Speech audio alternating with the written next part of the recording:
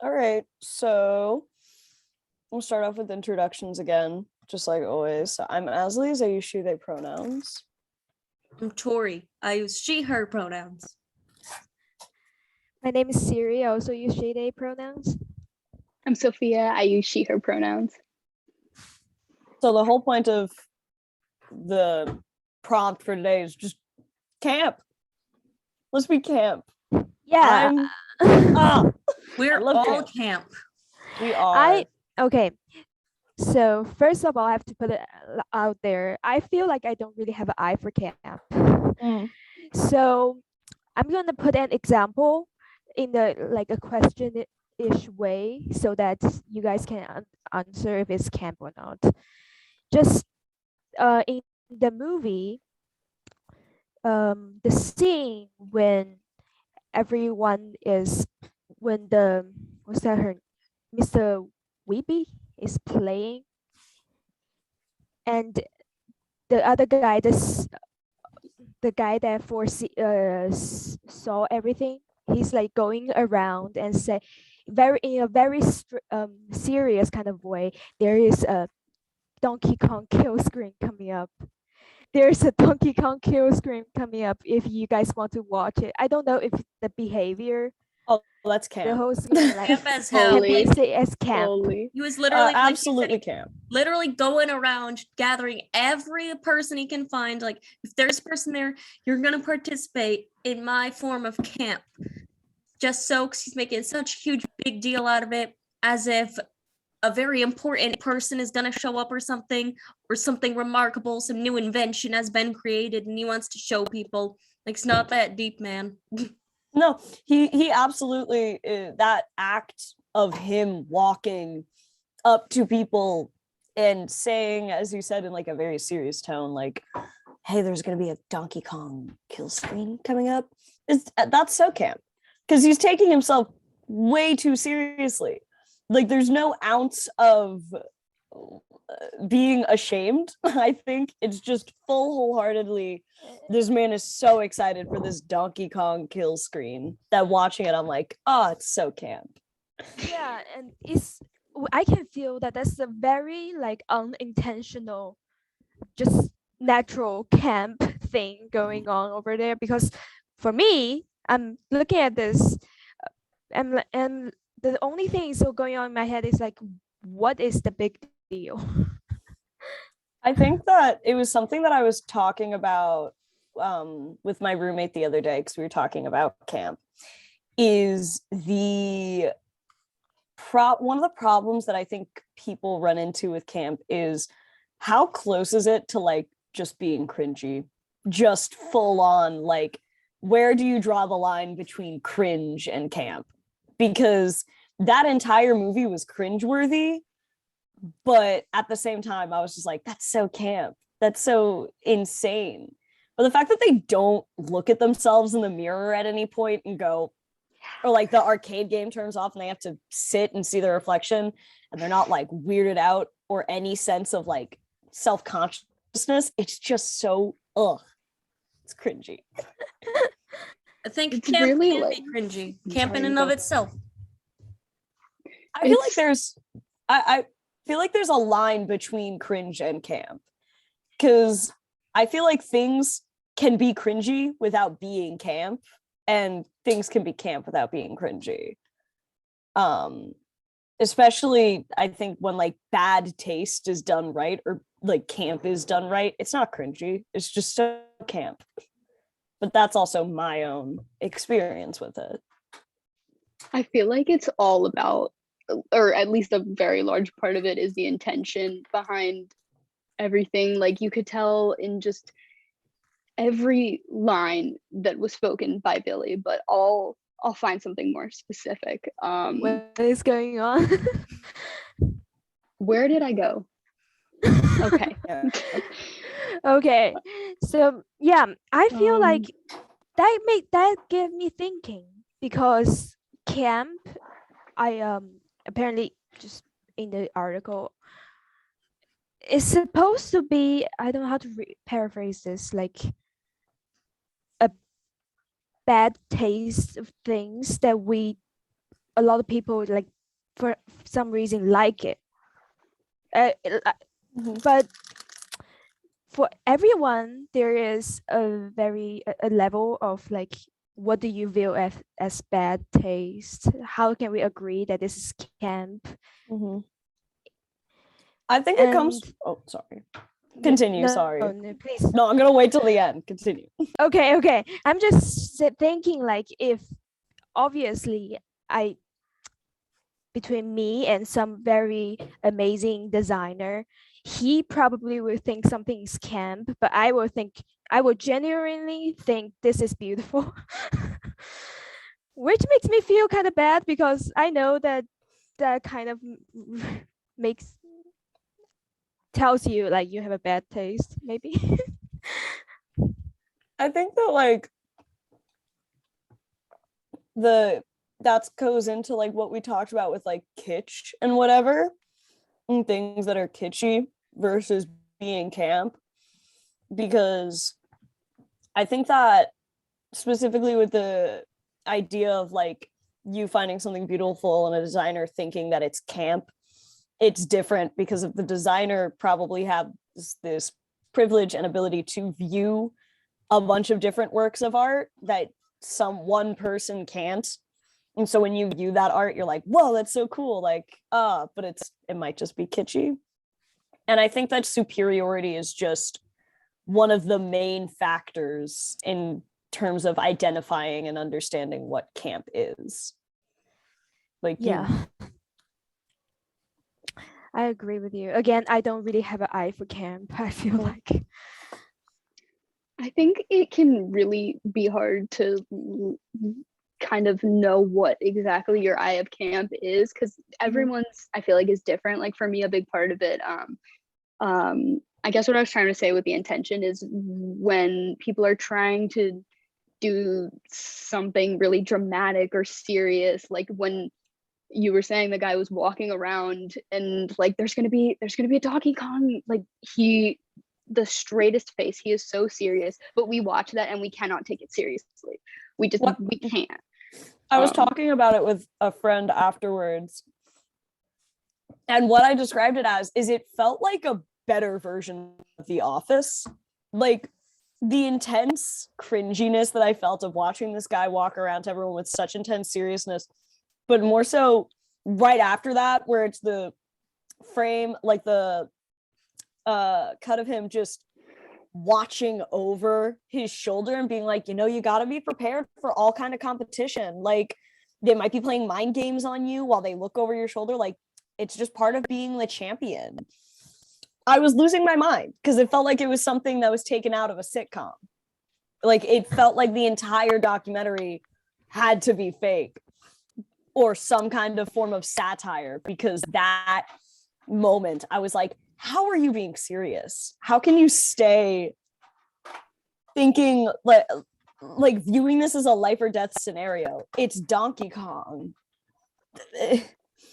Even the way that they literally say, if you don't time it right, you will lose your life. Like they literally and they talk about like threatening each other's lives over this, and I could not believe that it was real. And the way that they try to be so intimidating and psych each other out just to get a high score in Donkey Kong, I was just praying that at the end it was all going to be a joke, but it was painful. Speaking of the ending, very much real. The freaking moment in the theater where everyone started to get up because they thought the movie was over, and then it just went, but I was like, what? What more do you have to say? Like, it's even worse because, like, okay, so on the sidelines, I'm a bit of a gamer myself, so I kind of understand these feelings and why these people take it so seriously. Like, if you go to a Spock meeting in the UC, like, you see all of that go down, especially when they have Smash tournaments. But no, I do feel like, in a sense, this documentary, like, they make it almost laughable how it's just hilarious. But coming back to the part where it says but, and it talks about how he got his record back. Unfortunately, in 2020, someone else broke the record. good for him. Good for them. Like, they deserve it. I think the idea, because I talked to another friend about it because they do competitive gaming, like that, not competitive gaming, but they like participate, I think, in like the Smash tournaments and whatever. And so I was talking to them about it afterwards, and I just said, and I think this kind of goes, I don't know how to factor this into camp, but I think that I felt a lot of respect for these guys just like dedicating themselves. It was really cool what they were doing and how well they were at it. It's a skill nonetheless.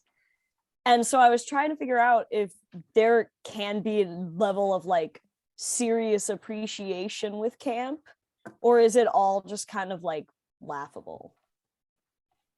Feel like there's definitely a mix, because it's not like every moment of the film is this sort of exaggeration that we expect with camp. Like they can have moments where like I guess an example would be when okay, I totally lost his name. I have his picture right here. Steve.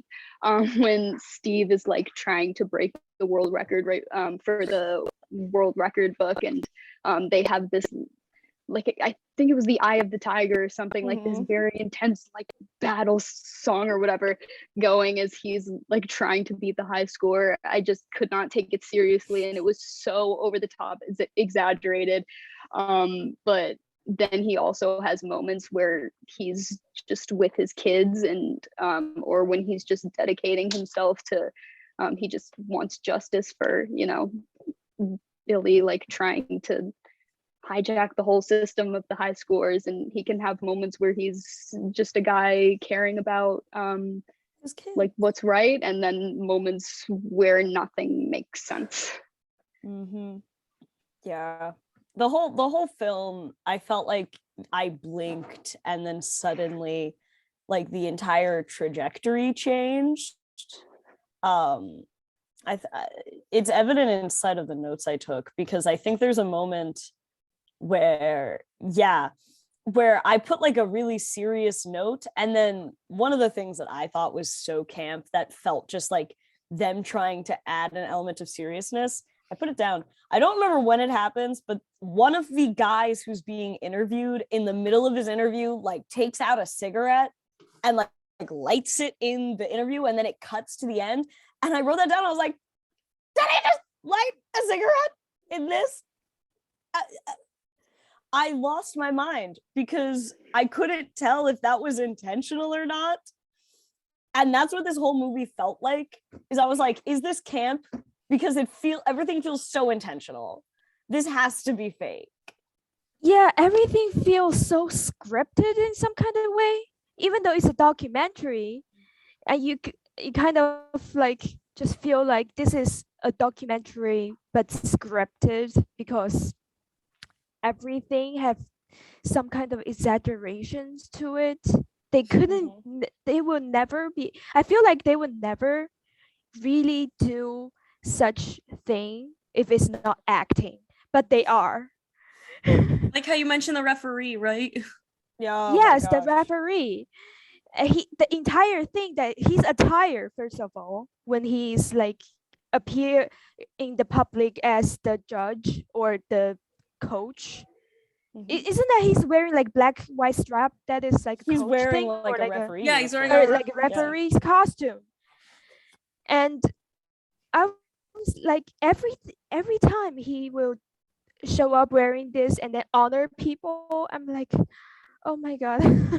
So does he think this is actually like what he seriously feel like this is what he needed, or he's just doing it for, I don't know. I think it's absolutely, he's so serious about it. And I get it from the interview that he has in the beginning, where he's like, I wanted to be the one that, like, I wanted to be the center of attention. I wanted all the pretty girls to come up to me and be like, oh, wow, you played, I don't know, Battlestar Galactica. And I was like, cool. I don't think that is what it's called. I don't know 80s games. Namco leaves my mind. There was Kong and Pac-Man. So, but yeah, what's camp to one person might not be camp to another person. So to us, it was 1000% camp, everything he was doing. But this was something that clearly meant a lot to him. Well, here's the thing: is it's like the fact that it meant a lot to him. I feel like even in some aspect doesn't remove the fact that it's camp for him. I feel like if someone walked up to him and was like, "Do you think this is a bit campy? What you're doing?" Maybe it's me just hoping. I feel like he'd be able to step back and be like, "Yeah, it is a Yeah, I bit can see that. campy."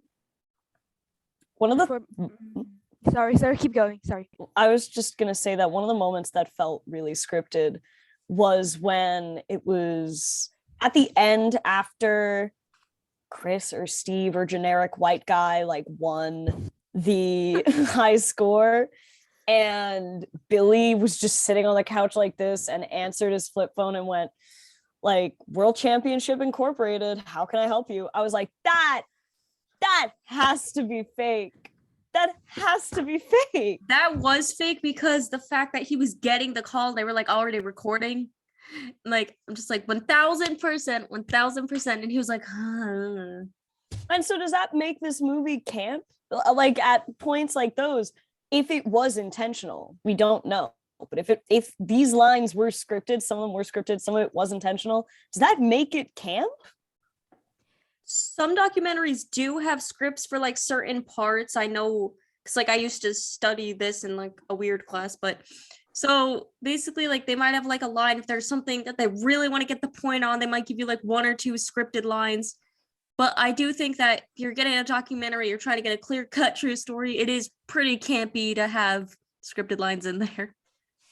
That's true. Exactly. I feel like if when you're scripted and you are like acting like exaggeration, like bad acting, for example, The Room, as we talked about in class, there's definitely a sense of camp inside, just because they seriously tried this, but they failed. Failed making it like a pure, how do I say this, like good. Failed act and failed to make it good. To make So it for like, the viewers, it's like camp. yeah, it's they tried their hardest to make a serious film, and it just wasn't at all. It felt like I was reading like a Wattpad story the entire time. I was like, oh man, what's Billy gonna do next? Send in a virtual like I love this movie so much. It's so bad. I just feel like, yeah, because the movie theme is about 80s arcade game. For most people, that's not a serious thing. When you tied 80s arcade game to a world records, supposedly that's a very like serious, very important thing. You're breaking the world records, you're being the best at something, but it is still arcade game. Yeah, when I think To most people, they're like, no, this is not even serious. When I think world record, I think like the Olympics. I think like, wow, someone specifically like the Winter Olympics, because that's the only one I care about. Like, wow, figure skating did a really, really good job this year. Nathan Like, Chen. true. Okay. But there's a world record for the most watermelon smashed with a head in a minute. Yeah. And so it's just like, that's campy, first of all. So camp. Guinness World Record books are campy, in my opinion. Totally. But no, so it's just like, when I think world record, I don't think arcade game. And so the fact that some people are as serious about an arcade game, it's like what the guy says, where he's like, it's not as hard as running a triathlon or whatever, but like, it's pretty dang hard. I was like, it's a video. You're sitting at a table. Not even. I mean, you can break a sweat when playing games. I wouldn't know. I play like Animal Crossing, so I just enjoy my time. I think the big part that makes people think that way is because you might have seen this. There's a thing called gamer's rage. It's where you get so focused and you're so into it that you die. Like you have a legitimate reaction, like you go, bah! And it's so frustrating. It makes you want to keep going and going and going. And then you realize as you're trying to progress to each level, it's like this fire that builds up inside of you, as dumb as it may sound. It's wow. And the way they portray it, camp. Yeah, I couldn't tell if they almost like knew that viewers were not going to take it seriously from the start, hearing that it was about like world records of a video game. People hear that, they think this is going to be camp, and I couldn't tell if they were embracing that and they were trying to make it camp. I know the individuals in the movie, I feel like that was so pure, but it's hard to like I feel like it makes it hard to classify things as camp when you don't know if the intention behind it was fully for it to come off that way, at least for the people filming it. I feel like the creators and the audience were in on the joke and in on how campy it is and how ridiculous it is, but the people at like the actual people who the documentary are about were unaware completely. I agree. Do you guys think there's some part that is make this film less campy? I know the entire film is like camp, but it's not from camp from the beginning to the end. I feel like there's some part in the middle. There's like you can feel like more normal. Oh, definitely. I don't know how to feel the more part normal. when I know what you mean. Like, I feel like the part when they're talking about his son, like baby's son, like how they talk about how they think he might be autistic and how he's like interested in these games, like, and how like that may conflicts, like, and he had more priorities and he had to like push gaming aside for a while. Like, I feel like that's the part that's like more serious, more relatable. Yeah. I think any point where they bring up like outside factors that are, I think, something that everyone can relate to or see and understand why it's difficult, like that makes it less camp. When the wife spoke or other family members, like other things happened surrounding anything other than Donkey Kong, I was like, oh, this is more serious. I'm more focused on this right now. Kind of interesting to think about that, because I just totally lost my thought. Hold on. Because I know we were talking about, no, I'm sorry. I'm going to come back to it. I'm going to find it. It's No fine. Yeah. Yeah, this thing happens because I was thinking when I asked this question, I was basically thinking the part when he is, when they're filming like through a screen and he's writing, literally like my gosh. physical. I don't know, is it physics or like That was so something funny. math It was the physics of the equations? game. The Yeah. physics of the game, and I'm like, this is like a dedication that is way too serious to take it as like camp, because he is doing very good job for this. Yeah. And True. I feel like this. Yeah, No, go. I don't even know what I'm going to say now. I think it's like the problem that I had when viewing those moments is I just was like, this has to be a joke. Even the fact that it was like respectable, that it was really serious, and the fact of it, I was like, this can't be real. That was just replaying over and over again in the back of my mind, was this has to be a joke. So I think it's kind of interesting how we can take different moments and like you said, the moment when he was writing the physics of the game, and I was like, that was hilarious. I thought that was so funny. It was so camp, and you took it as the total I feel like opposite. that's not, yeah. For some reason, I think I it's don't funny feel how like we that's just like funny at all. I'm like, oh my god, this guy knows how to do a lot of things, playing instruments, like do, I don't know, was he playing baseball or something? It's baseball. yeah, baseball. He is a very Yeah. talented guy. He can go like very far in his career if he's not. I mean, he did go very far. He break the world records of Donkey Kong game, but I'm thinking a different kind of far in career.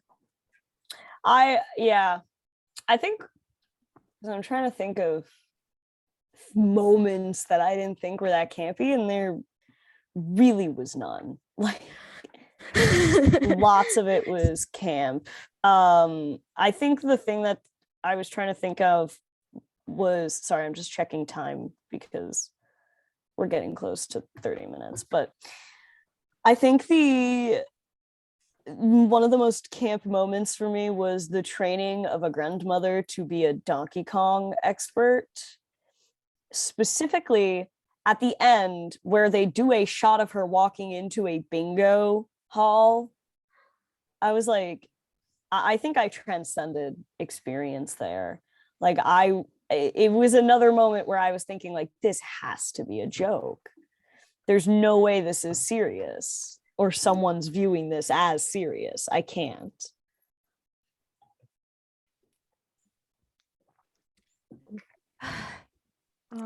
Just I found my thought from a few minutes ago, so now it's cool. kind of going backward a little bit. That's fine. We were talking about like kind of pure moments that were sort of almost too normal for the film and sort of relatable for audiences. And I thought that was kind of interesting, thinking about how I think of a lot of camp. I think of camp a lot in terms of like the failure of it, and how we enjoy it because we relate to that failure where the intention was fully to be serious or dramatic, and then the audiences find it laughable. How we also find a lot of campy moments, and then a few moments or a lot of campy moments where we sort of relate to the failure, I guess, and then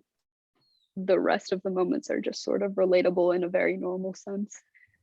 Yeah, I agree. I think that's a really good observation. Yeah. Sorry, itching my head. We are getting to a point, I think, where we just have to start wrapping up because we started filming at like 3:30 ish. Not 3:30, 3 o'clock ish. Yeah, and my thing's gonna end in 9.5 minutes anyway. Yeah.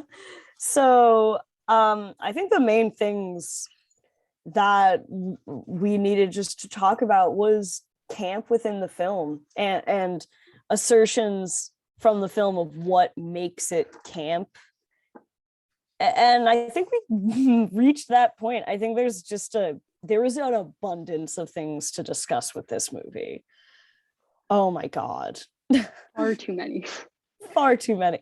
Far too many. Too many for 30 minutes. I respect the grind of these guys. Good for them. If they want to play Donkey Kong while their kids like scream at them to stop playing Donkey Kong. The timeline graph when it showed like the records taking a being shit. broken, Yeah. shooting up like The timeline graph lost my mind. I was like, wow.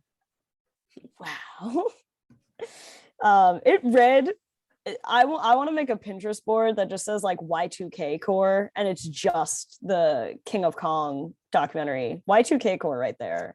yeah. I love it. But yeah, no, I think that camp is so much more subjective than what it's made out to be inside of it, just in the way that we discussed it. So all right, well, I'm gonna say that it's time, pretty sure. So Yeah. it was nice seeing you guys. I hope you guys have a lovely spring break. You too. All You right. too.